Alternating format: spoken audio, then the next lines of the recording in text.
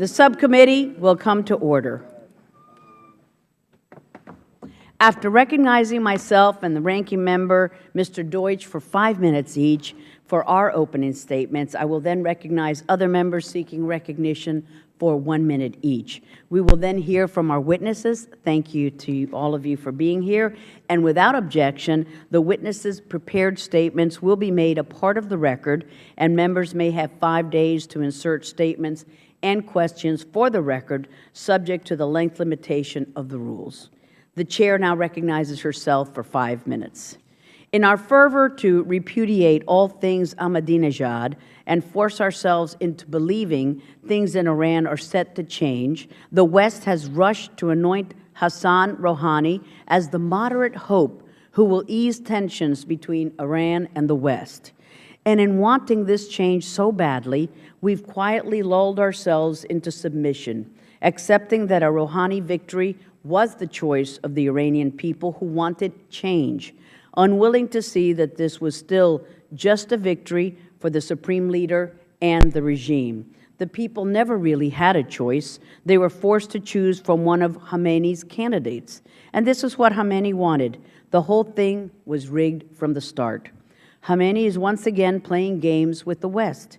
In Rouhani, he now has the perfect opportunity to coax the United States and the international community to ease up on sanctions, while using Rouhani as the fall guy should public opinion turn.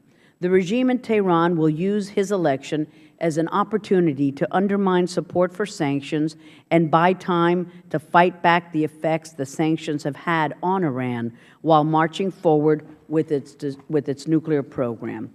And we must see this for what it is and not get caught up in the enthusiasm that has accompanied nearly every presidential election in Iran since the 1990s.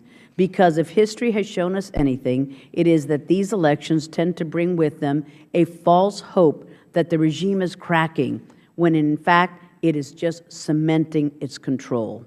These elections were anything but free and fair. It is not fair when half of the population is disqualified from running because they are of the wrong gender or they are a religious minority. And they aren't free when the candidates are handpicked by the regime, assuring that no matter who wins, the regime has their man in office. And that is what unfolded in Iran last Friday. The people didn't have a free choice, and they got stuck with Rouhani, the consummate regime insider.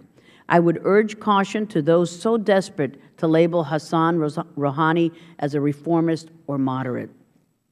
He is a man who has been in the core of the inner circle of the regime since the beginning, having been close with the founding clerics of the 1979 Islamic Revolution, including the Grand Ayatollah Khomeini, and how quickly those who need Rouhani to be something that he will never be whitewash his past so that his election fits this reformist narrative. They seem to have forgotten that in 1999, Rouhani, serving the regime, led a relentless and violent crackdown on a student uprising. During a pro-regime rally in response to the students, Rouhani reportedly declared, quote, "From today, our people shall witness how in the arena our law enforcement force shall deal with these opportunist and riotous elements if they simply dare to show their faces," end quote. This speech was reportedly followed by an IRGC force storming through university campuses, arresting, torturing, and murdering those who sought reform. And now this is what we have pinned our hopes to as a reformer in Iran. I urge all of us to remember that ultimately the power in Iran rests with Khomeini, the IRGC, and the regime. I fear that we will be too eager to lift the pressure on the regime under the false narrative of reform and moderation. The U.S. position must be clear: no concessions, no rewards, no easing of sanctions. The U.S. must not give up any ground unless the regime takes verifiable steps to halt its enrichment and dismantle its nuclear program. Let us not forget that he was part of the regime that concealed its nuclear program from the world for 20 years before becoming the face of that program as Iran's top nuclear negotiator. And while many point to the halting of enrichment in 2004 under his watch as positive signs, I'd advise you to use caution with this rationale. This was a delay tactic that the regime and even Rouhani himself had admitted to using in order to push the nuclear program forward. During the campaign, Rouhani reportedly bragged that under his watch, Iran didn't suspend the program. No, indeed, they had completed it.